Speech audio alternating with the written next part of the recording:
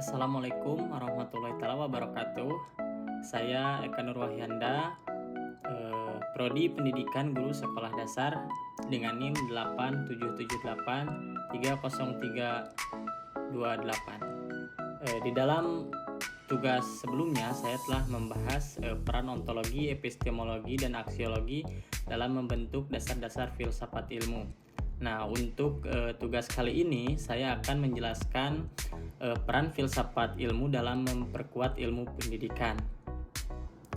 Untuk yang pertama, bagaimana filsafat ilmu mengawasi dan mempertanyakan eksistensi, keilmiahan, serta nilai-nilai dalam ilmu pendidikan. Nah, filsafat ilmu berperan sebagai landasan kritis dalam ilmu pendidikan dengan cara mengkaji 3 aspek utama, yaitu yang pertama ontologi, mempertanyakan apa hakikat pendidikan itu, objek yang dipelajari, serta realitas dalam dunia pendidikan. Yang kedua epistemologi, mengkaji bagaimana pengetahuan pendidikan diperoleh, metode yang digunakan, serta kebenaran ilmiahnya. Yang terakhir aksiologi, menilai manfaat dan nilai-nilai yang terkandung dalam pendidikan seperti etika, moral, dan tujuan pendidikan itu sendiri. Maka dengan demikian, filsafat ilmu memastikan bahwa ilmu pendidikan tidak hanya benar secara ilmiah, tetapi juga bermakna dan bernilai. Yang kedua, bagaimana pendidikan yang bermakna dan bernilai turut memperkuat perkembangan filsafat ilmu. Pendidikan yang bermakna dan bernilai akan menghasilkan praktik pendidikan yang tidak hanya fokus pada transfer ilmu, tetapi juga membentuk karakter dan pemikiran kritis. Hal ini memperkuat filsafat ilmu karena 3 hal.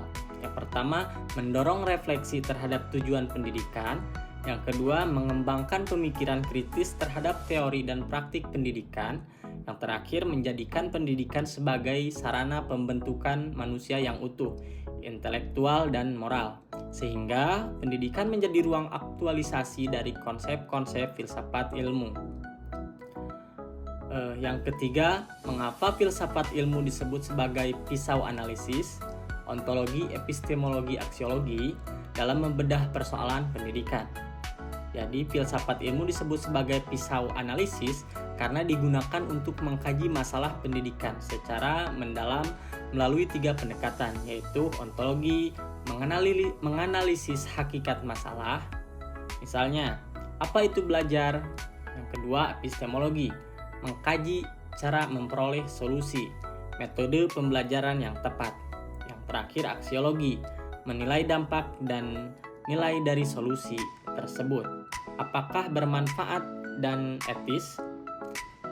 Maka dengan ketiga aspek ini, masalah pendidikan dapat dipahami secara menyeluruh dan tidak dangkal. Nah, yang keempat atau yang terakhir, contoh konkret penerapan filsafat ilmu dalam praktik pendidikan. Contoh penerapannya dapat dilihat dalam 3 hal. Yang pertama, kebijakan kurikulum. Penyusunan kurikulum mempertimbangkan nilai aksiologi, isi materi, ontologi, dan cara penyampaian epistemologi. Yang kedua, proses pembelajaran. Guru memilih metode pembelajaran aktif karena diyakini lebih efektif secara epistemologis dan bernilai bagi perkembangan siswa. Yang terakhir, penilaian pendidikan. Evaluasi tidak hanya mengukur kognitif, tetapi juga sikap dan keterampilan sebagai bagian dari nilai pendidikan. Kesimpulannya, filsafat ilmu memiliki peran penting dalam pendidikan sebagai dasar berpikir kritis, alat analisis, serta penentu arah dan nilai pendidikan agar lebih bermakna, ilmiah, dan bermanfaat bagi kehidupan. Mungkin itu saja yang dapat saya sampaikan untuk materi kali ini. Terima kasih. Assalamualaikum warahmatullahi wabarakatuh.